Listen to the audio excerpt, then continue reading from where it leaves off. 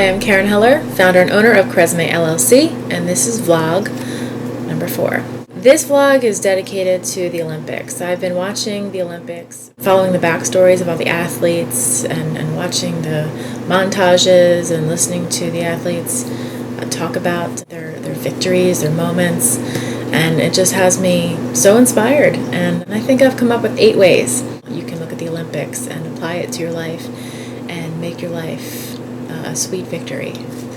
So the first thing actually is the victory itself, the celebration. I tweeted the other day that I wanted to see more Olympic-like victory celebrations in corporate America, and I was watching a montage of all of these athletes. They're victorious and they're celebrating and they're patting each other on the back and they're hugging and they're exalting to the crowd and they're just praising God or whomever is their God. I just pictured guys in suits and girls in suits in a boardroom, just like having moments like that. And I thought to myself, that would be great.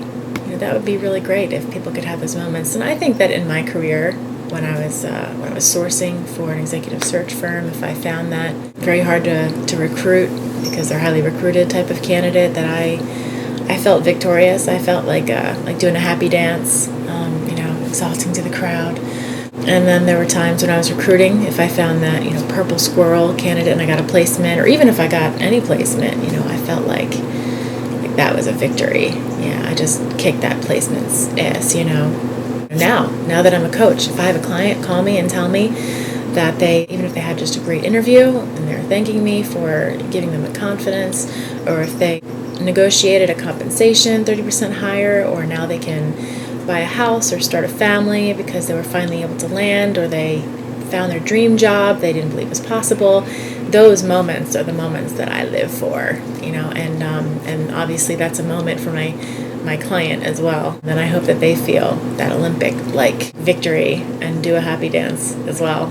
So the celebration is the number one thing that I think that corporate America could borrow from the Olympics. The number 2 thing is just taking something as far as you can. And I see the sacrifices that these athletes are making. There was a commercial, I think, and it was the athletes talking about what they gave up over the last few years. One hadn't had dessert in a couple of years, one hadn't seen TV in a year, one hadn't had much time with family or friends, or they had to move to another country with their kid. Those are extreme things that people have done because either they had to support themselves, and this is their sport, this is their gift, this is their talent, and they had to nurture it as much as possible, so they had to take it as far as they could, and now here they are at the Olympics.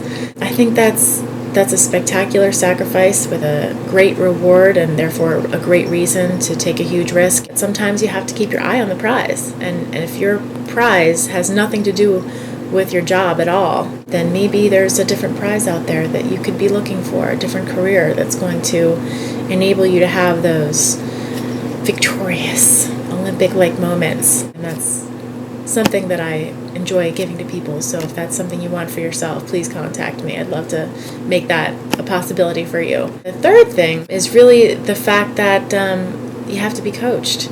These Olympic athletes, they could have several coaches, and they might even go to another country to get the coach that they need. But they know, they can have all this ability and talent, make those sacrifices and work as hard as they can, but they know in order to reach their goals, they need people that specialize in the particular movements associated with a successful swim, or somebody that can be an objective observer and say from the outside, this is what your performance is lacking, or this is what your diet needs, or if we train real hard to work on this muscle group. And that's the kind of thing that I feel like I do as a coach for job seekers as well. The number 1 thing that I heard from all of the winners, the gold winners, the U.S. team in particular, was that they won because they were relaxed and having fun. So the next thing on the list is being relaxed. No one has more at stake, it seems, than a U.S. Olympian or an Olympian in general, really. So people put so much pressure on themselves, stop having fun, and they stop enjoying their life, and they start maybe obsessing about what they could have instead of what they do have. These people have the most at stake, and yet they still have to find ways and methods to relax themselves or surround themselves with people who make them feel relaxed. And it seemed like that was probably behind the scenes an effort to put together an environment where the athletes could be relaxed. Michael Phelps said the reason why his first swim didn't go well is because he wasn't having any fun. The U.S. girls medley relay, the four of them, they were all having fun, and they thought that that was really the key to their success. Beach volleyball, they even said in the beginning they were tense, they were putting so much pressure on themselves to not let the other person down, that they weren't performing their best, and then once they realized that this was their last Olympic game together, they just said, let's just make the best of it. You can even see that the commentators were talking about whether an athlete was relaxed or not. I was watching diving, and there was a diver who had arched her back too far forward that way, and they said she's too tense. So she wasn't going to go in the water at a 0-degree angle, which she needed to be, because she was too tense. So she couldn't dive to the best of her ability because she was so tense. And that's something I think that I could remind myself a lot as well. If I'm not having fun, then why am I doing it? And I know I tell myself when I have a speaking engagement beforehand that this is only 20 minutes, or this is only an hour, this is only 2 hours of my life. I might as well enjoy myself and have fun with it. And I know logically, the more I have fun with it and the more I'm passionate about what I'm talking about, the more other people are going to enjoy it and absorb it and be able to apply it. So I'm going to be conscious of that and adopt that from the Olympics, and I hope that other people can also see in themselves that maybe you feel you can't help it, but there are ways, and science has proven actually that if you are relaxed, that you can perform better. There's plenty of methods out there that you can learn. There's YouTube videos galore, and there's coaches like me who can either help you see things from the mindset that's going to help you be relaxed more, or actually just teach you the exercises that are going to be effective in helping you relax. The last thing on the list is adversity. When I was watching the backstories, it seems like the most inspirational backstories were, of course, of athletes who had overcome extreme adversities to get to the games. There's the double amputee, of course. There's the female runner from Jamaica who had come from a really tough village that not many girls make it out of there without having babies. Even Michael Phelps's coach said that the reason he thinks Michael Phelps can be so successful is because he trained him to be able to overcome adversities. He was messing with him, pretty much is how he made it sound. He would put him into conditions where his goggles filled with water, or give him the wrong time so he showed up late and under pressure, or just mess up his warm-up routine so that he could perform at his top performance level regardless of the conditions. And that in Beijing, when his goggles filled with water and he still won, I'm sure that was a direct result of his coach being able to teach him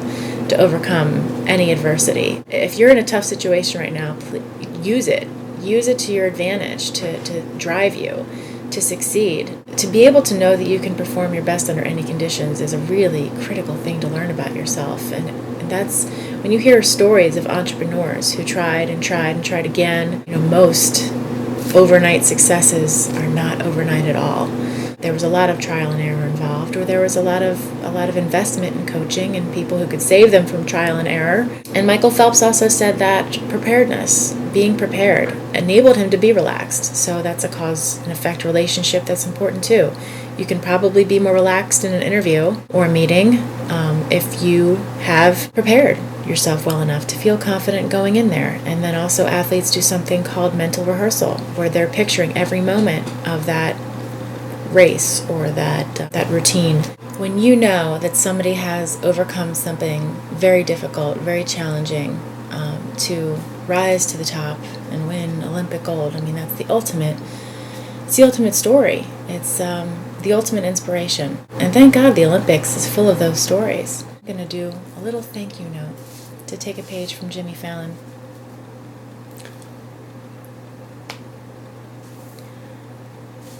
Thank you, Olympic athletes, for believing that greatness is possible and for proving it to all of us.